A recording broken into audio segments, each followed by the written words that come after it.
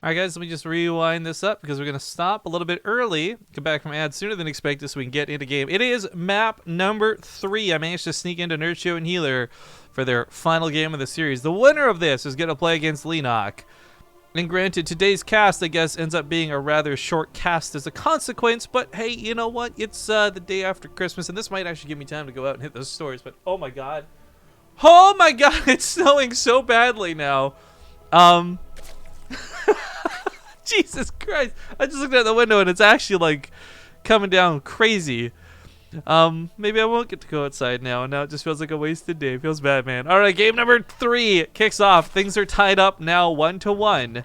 And spawning here in the upper rightmost corner of the map, we got the blue Zerg player. Over that pool first. It's Nerchio.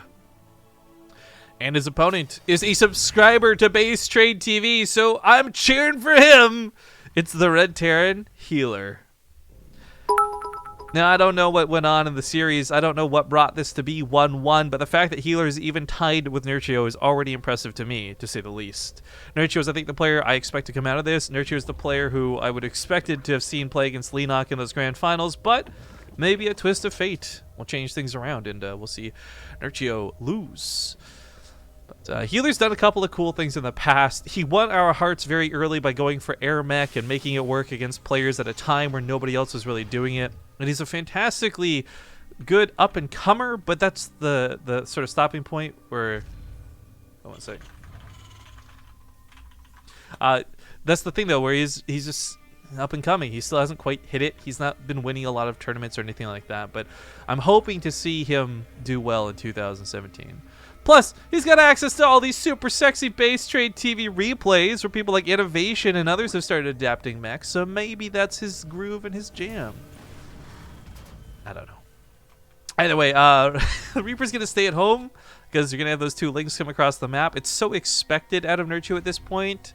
I totally understand him not moving out at all. Big thing, too, though, is Nerchio with the Overlord going to come in and see the Reaper in just a moment. And he'll be dissuaded with those links. He'll pull those back. And once time goes by, Healer's going to say, oh, well, the links haven't come. I guess I'll go scout. And that's when he sneaks on in. But, holy frickin' moly, Rurikar! Rurikar! Not only was this guy generous to put $100 in, he throws in 10,000 bits to cheer and say, well, dang, I want to give you guys something, too. So here you go. Heart-based trade. Dude, I don't mean to bleed you dry like that. I was just trying to be informative, but I certainly appreciate it. I know Zombie just left. I'll make sure she knows. I'll message her right now. So thank you, Rurikar. By the way, I saw some of the pictures you were posting on Twitter. You looked like you had quite a good time. I'm actually pretty jealous. But thank you.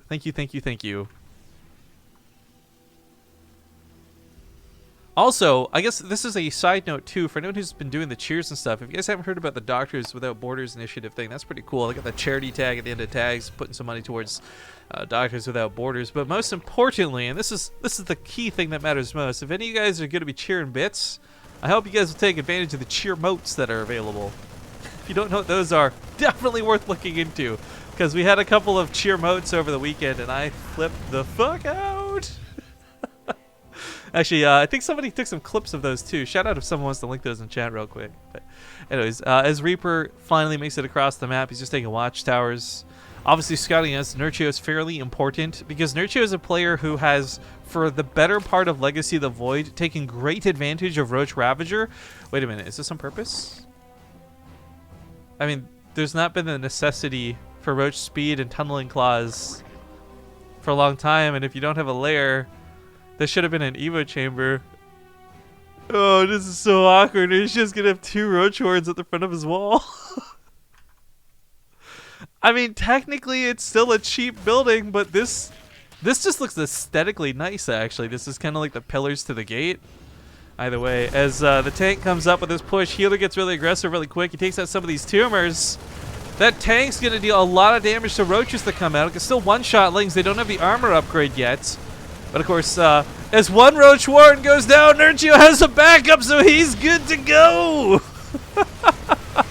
Cyclone comes out to join the fight. Tank is going to get taken out eventually. Hold the phone, maybe not. Crystal Bile wasn't quite good enough. He's continuing to hammer into this, but healers push. Okay, the tank goes down, but the queens are dying. The marines are still alive, and that cyclone, like an angry hornet's nest, is firing a million shots a second out of this. The queen going, or the medevac going down, though, actually will allow him to clean this up, and that got really scary really quick. Healer was two-basing this, and this is, at this point, something I think you would call an all-in, as units continue to flood across the map and filter into their own death.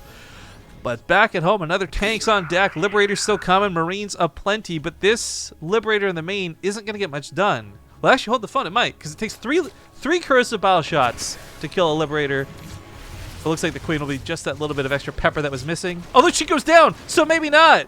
Nerchio loses one of his Ravagers, too. Oh, the chaos.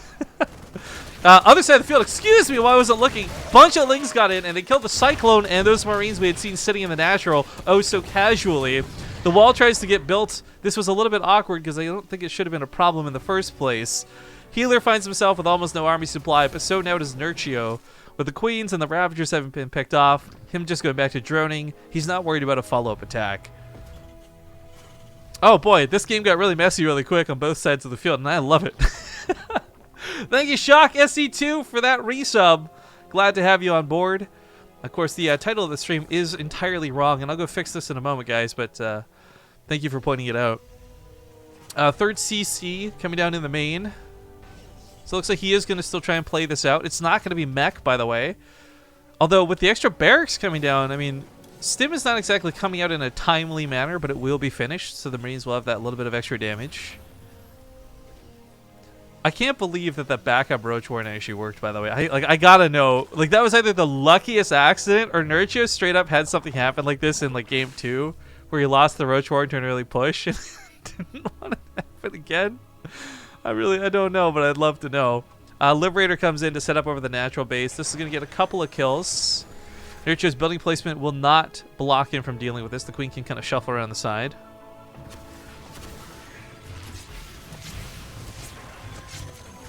It's a little bit annoying to deal with, but not the end of the world. And it gets pushed back. Back at home, that Stim finishes up in about 30 seconds. No, excuse me, a little bit longer than that, but we'll see if he decides to go for a push right away. He's got a lot of tanks pushed out with this, too.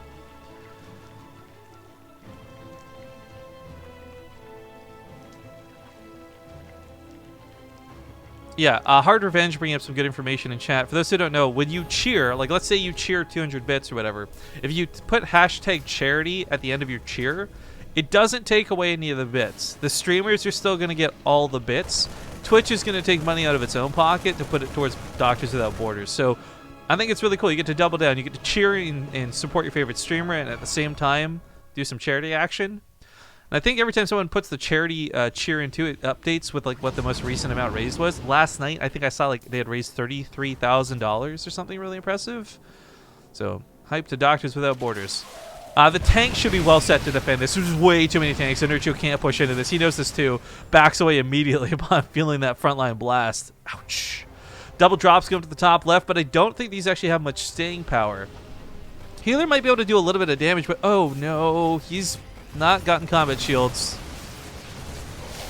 This is bad, actually. He's going to put a lot of focus into his micro, and this is where I like watching Healer do well, because his micro is actually quite good.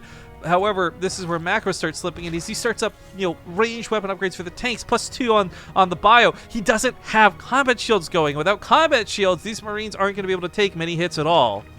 Hell, oh god, with a fungal growth and possibly even Ultralisks on the way, all those Marines are going to just melt. That 10 extra health goes a long, long way. Medevac's getting picked up. Drops getting cleaned up. And looks like that's going to get pushed away pretty easily. Third base did get established while this goes on, and Healer's got these little awkward walls being set up everywhere. But for Nerchio, that hive finishing up for me doesn't mean an Ultralisk cavern necessarily. It means more importantly blinding clouds and abducts and ways to deal with the tanks.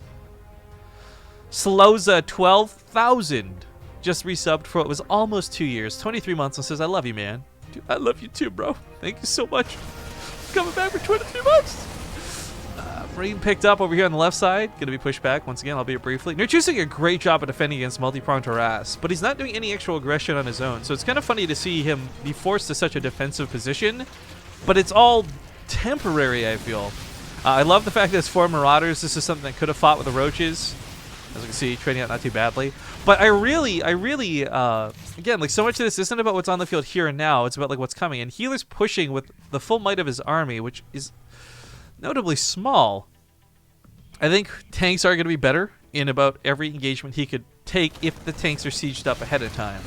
If Nerchio pounces as he's sieging up, if the Lings are on top of this tank too soon, there's no Widow Mines to clean them up. There's no combat shield on these Marines to keep them alive.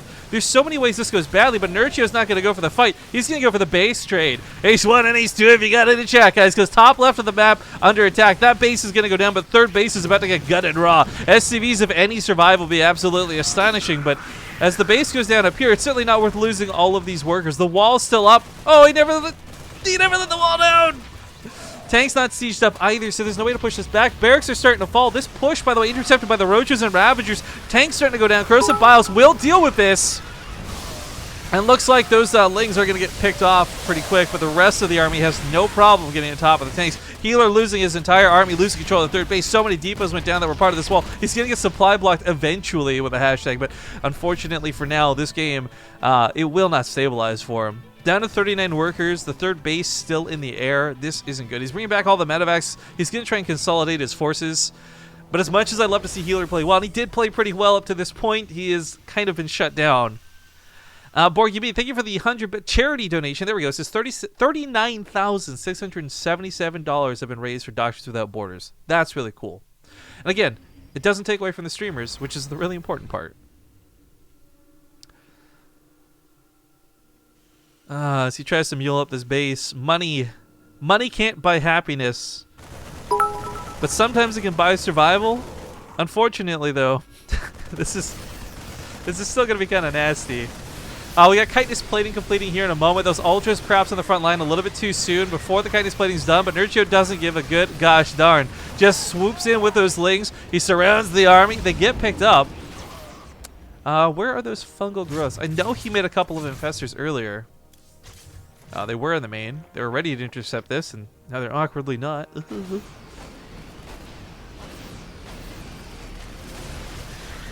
While this goes on, Healer's third gets gutted once again, and the command center is lifted. The mules die, SCVs are gone, and this is just not getting any damage done. This Ultra's waiting at every turn.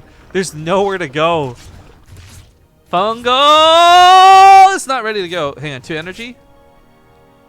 Fungal. Corrosive Bile, and then another Fungal, and the Corrosive Bile, and then one more Fungal! Make Fungals great again! Yeah, Healer I think's done at this point. That's back at home. I mean, he's got a moderate army, Marauders, Marines. It's not too bad, but the numbers just don't measure up. Nerchio on 120 army supply to the 53 of Healer. I think Healer played this game really well, but overcoming somebody like Nerchio at this particular matchup as well, something that Nerchio has excelled at for the majority of this year, it's not super surprising to me. This will mean that we head towards the ZvT finals. Nerchio versus Leenock. Very interesting to see play out, but GG's get called. Nerchio is going to take the game, and that was map number 3, so takes the series as well. But good on him, as he keeps up that prowess of like one of the best foreign Zerg players there are. Gonna head off to a commercial break, get myself a moment to breathe, and we'll try and set up that grand finals. Best of 5, Leenock versus Nerchio, when we return. Thanks for watching.